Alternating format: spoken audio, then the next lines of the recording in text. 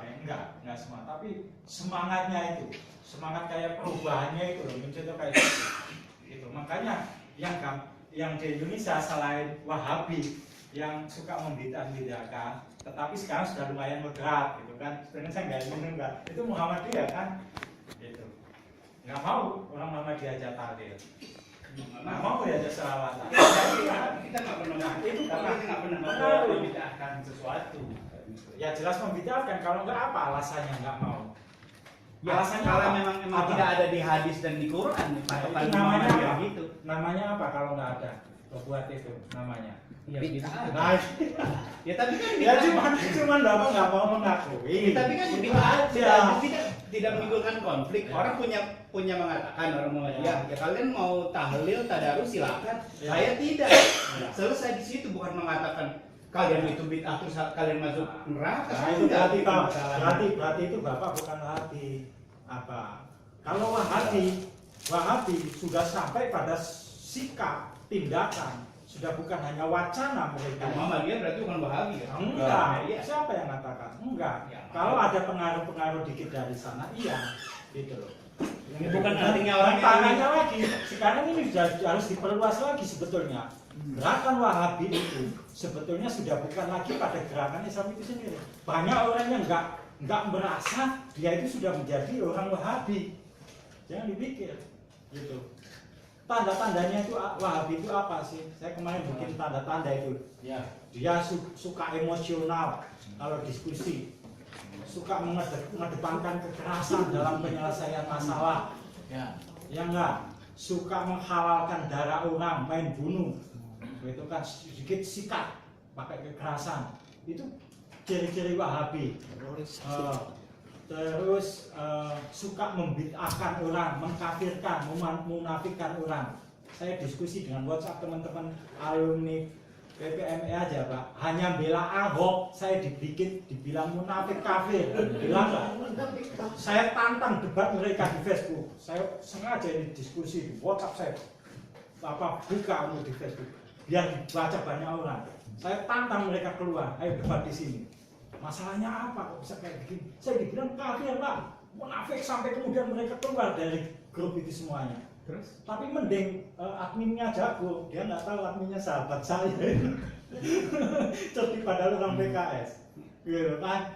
Nah, mending daripada kelompok WhatsApp yang satunya sinergi alumni Jerman saya dikeluarkan dari grup. Gilang nah, itu kan Wahabi berarti sudah bukan lagi menjadi gerakan Islam itu. Bisa di mana-mana banyak orang nggak merasa itu. Tapi Wahabi. aku rasa ya mungkin ada, tapi kalau menurut aku pribadi, Ya. sikap beragama di Indonesia itu sekarang memang di luar Wahabi dan harus sekalipun itu kayaknya jauh lebih rileks zaman dulu. Ya. Kalau menurut aku. Lebih aman ya. Kalau dulu tuh nyantai aja gitu ya, Ya.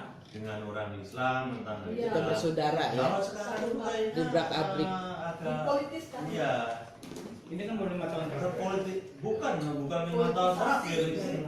Ya ini kan sejak ini penabrakan gedung WTC itu. Sejak Tapi itu sebenarnya kalau di Indonesia bukan cuma Afghanistan dihajar, ya kan, Irak dihajar, ini yang mengakibatkan dendam kesumat bagi kelompok-kelompok ekstrem itu, sehingga mereka bersumpah, berjanji akan menghabisi kepentingan-kepentingan Barat dimanapun yang akan mereka temui, termasuk di Indonesia. Saya bisa ngomong begini karena saya dulu terpengaruh sama mereka Pak. Gitu. Nah, kenapa A sekarang beda dengan A dulu misalkan? Kalau sekarang banyak diramaikan, kita harus tahu A di Indonesia itu datang dengan 3 generasi. Generasi pertama itu mereka itu datang dari sarjana-sarjana dari kota Qom, Iran, ya. Mereka pulang ke Indonesia, terus kemudian mensosialisasikan pemikiran ajaran Syiahnya tidak kepada masyarakat, tetapi kepada keluarganya, masih eksklusif saat itu, gitu loh. Nah, setelah kemudian dipengaruhi oleh revolusi Islam Iran tahun 1979, kemudian mereka semakin mulai percaya diri gitu, orang Syiah ini. Bahkan bukan hanya orang Syiah, orang Sunni pun mahasiswa-mahasiswa di Mesir, di Saudi yang sebetulnya anti Syiah hanya gara-gara popularitas gerakan Imam Khomeini ini, banyak yang cinta kepada ini karena memang sanggup menggerakkan spiritualitas orang, gerakan revolusi Imam Khomeini dan mengguncangkan dunia gitu loh. Memang pamornya gede waktu itu gitu kan. Nah itulah mulai Syiah di Indonesia mulai diterima oleh kelas menengah, oleh mahasiswa-mahasiswa intelektual di Indonesia sudah mulai diterima. Maka kemudian Syiah di Indonesia sudah mulai mensosialisasikan pemikirannya tidak hanya dengan pertemuan-pertemuan kayak begini, tetapi juga bikin buletin-buletin, bikin majalah-majalah, bikin buku. Nah, bukunya yang terkenal, kemudian bikin penerbitan yang terkenal namanya Mizan di Bandung. Mizan itu didirikan oleh Haidar Bagir, termasuk Jalaluddin Rahmat, tokoh Syiah di Bandung itu, tokoh Syiah Indonesia di Jambi. Nah di situ mulai mereka menyebar Syiah itu. Dan karena pikiran-pikiran Syiah itu kritis, gitu ya, maka disenangi oleh kaum muda. Saya sendiri ini orang Sunni, tapi sekarang belakangan, walaupun saya tetap Sunni loh, saya tertarik gitu cara dakwahnya orang Syiah itu. Mereka sistematis, indah gerakannya. Lihat aja di media sosial. Kalau melihat orang Sunni itu kalau ngomong di Facebook statusnya ngawur-ngawur ya, dakwanya juga ngaco-ngaco, kadang-kadang mereka menghantam Syiah, benci Syiah, tetapi dia nggak tahu postingan tulisannya ini habis menjiplak postingannya orang Syiah. Kamu bikin ketawa aja kayak begitu kan, namanya diganti nama dia, padahal itu tulisannya teman-teman Syiah. Saya tahu persis, pengamat Facebook juga. Jadi gitu, kayak begitu. Tapi kalau orang Sunni, orang Syiah itu rapi, tajam menganalisis situasi sosial politik di Indonesia dan di dunia ini.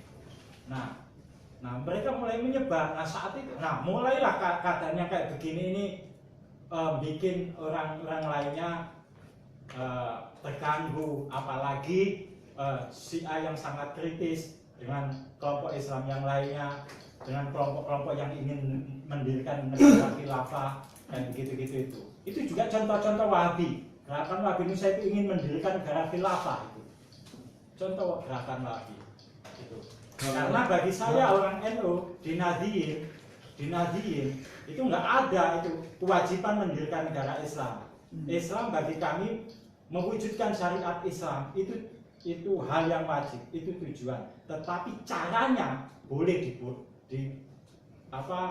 dibebaskan gitu loh. Mau supaya kreatif orang itu begitu. Pertanyaan dulu tadi yang mungkin si Bobi apa? Tadi pertanyaan dari Victor coba. Apa? Bang Victor tadi ya? Pertanyaannya dan juga tadi sebenarnya Bobi belum selesai ya? Iya belum. Belum selesai. Ya tapi belum kita. Pertanyaan. Iya. Mungkin komennya Bobi dulu sampai gimana tadi tentang bahwa waktu itu kan kayaknya lebih nyaman dulu ya. Iya. Karena tidak ada ketegangan gitu. Ya.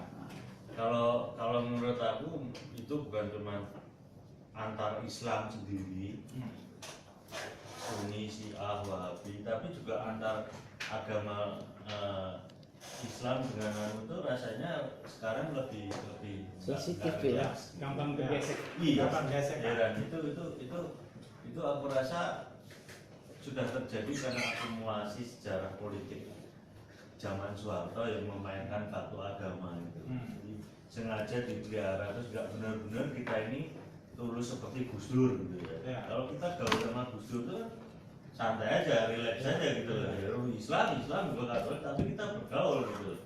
Tapi kalau pergaulan yang lebih bernuansa politis sekarang makin dibina gitu. Ya. Jadi apa ya? Jadikan alat. Iya, ada kecurigaan gitu. Aku kasih contoh aja di sebuah perumahan yang kelas menengah ke atas gitu ya.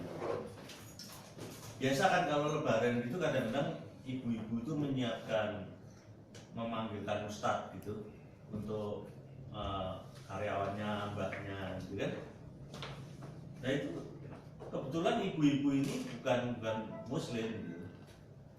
Nah, terus tetangga yang Muslim langsung nggak setuju, nggak usah ikut campur. Padahal ini kelas menengah loh, kelas menengah, tapi begitu penuh kecurigaan. Ya sudah, kalau nggak mau ya sudah gitu loh. Masalah gitu aja jadi seakan-akan begitu ini. Jadi terus terang kita mengalami kemunduran gitu dalam kehidupan tetangga sesama manusia. Kok jadi penuh agama jadi alasan untuk kecurigaan. Ini wah bukan main menurut aku ya.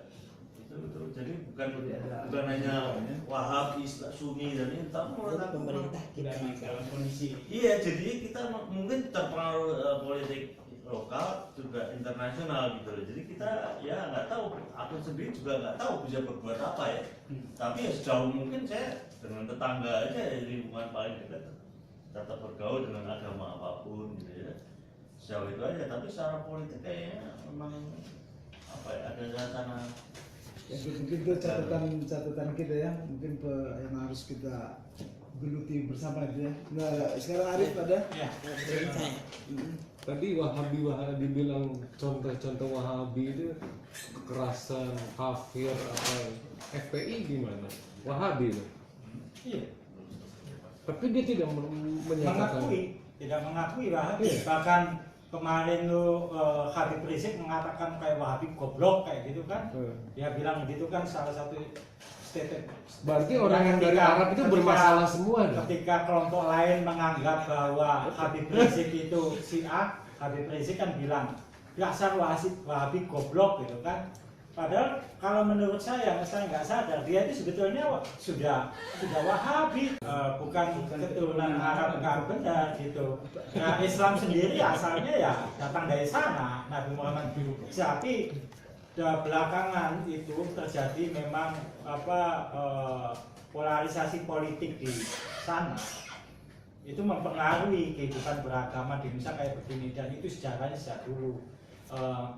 Sejak perang Siffin itu kan adanya kelompok Khawarij keluar menjadi kelompok ekstrim itu, dan kelompok moderat seperti Syiah dan Sunni. Syiah dan Sunni itu sebetulnya moderat, mereka nggak ada masalah. Mereka itu masalahnya cuma politik. Tidak, Syiah itu tidak mau mengakui kepemimpinan Abu Bakar, Umar, Utsman, khalifah itu. Sedangkan Sunni menganggap khalifah itu ya Abu Bakar, Umar, Utsman, Ali. Kalau orang Syiah menganggap khalifah itu cuma Sayyidina Ali. Gitu loh. Masalahnya itu cuma itu. Kalau yang ya memang maksudnya bukan hanya itu saja. Ada yang lain juga. Tapi yang paling mendasarkan itu. Karena gurunya sendiri, Ja'far Shadiq sendiri, gurunya Sunni Syiah. Sunni itu orang Syiah, gurunya 4 mazhab. yang mendasar adalah gini. Saya dulu di Ya. Jerman Ya, enggak kuliah, saya belajar agama. ya, Nah, jadi gini, konflik Syiah sama Sunni Ya. itu perbedaannya untuk penjelasan. Nah, tadi kenapa orang Syiah tidak mengenal dengan khalifah-khalifah ini? ya. Karena mereka ingin sistem trust. Ya. Ya. Nabi Muhammad meninggal harus turun ke keturunannya. Kalau yang dari Sunni, Nabi Muhammad meninggal itu adalah milik bersama yang dilanjutkan oleh para sahabat. Di sini adalah konfliknya sebenarnya, bukan dari ajaran, tapi udah dari mulai itu. Saya belajar itu semua, saya lihat. Memang kalau dari segi politik, Syiah bagus sekali, karena banyak kemanusiaan. Kali ini kita di Jerman belajar humanis, belajar komunis, macam-macam, kena semua di Syiah. Ya, kalau kita balik ke Sunni, itu banyak ke keagamaannya. Itu kadang-kadang suka bimbang. Tapi karena saya sebagai orang Islam, saya tetap di ibadah saya. Saya tidak melihat di konflik politik ini. Tapi sebenarnya lah konflik politik di dua ini. Dari dulu sampai sekarang begitu. Dan sekarang dibentuk lagi. Sampai sekarang yang konflik yang terbesar adalah dari orang luar yang mengatakan Syiah bukan Islam. Ya, akhirnya konflik kita. Yang orang Islam bilang, ya memang bukan. Tapi orang yang berlogika, kok nggak bisa? Syiah itu masih Islam. Akhirnya sama Islam itu konflik. Dengan mengatakan bahwa itu motoran, bahwa Syiah itu bukan Islam. Itu yang terjadi konflik di mana-mana sekarang. Gua aja Katolik disebut temen gua Islam. Orang Aceh bilang lu tuh Islam, lu langsung baperan aja lu belum baca Bilang Islam. Jelasnya itu Katolik. Lahir belum dia bilang. Akhirnya ujung-ujung kita itu masyarakat hilang karena kita saling kecurigaan semua. Itu yang memang dibentuk. Ya. Jadi bukan kita bisa kita selama ini politik kita sama ini dan pada akhirnya semuanya ditujukan untuk kemajuan bangsa ini, yaitu bangsa Indonesia. Demikian, mohon maaf apabila ada kesalahan dari saya. Apabila itu wassalamualaikum warahmatullahi wabarakatuh. Terima kasih.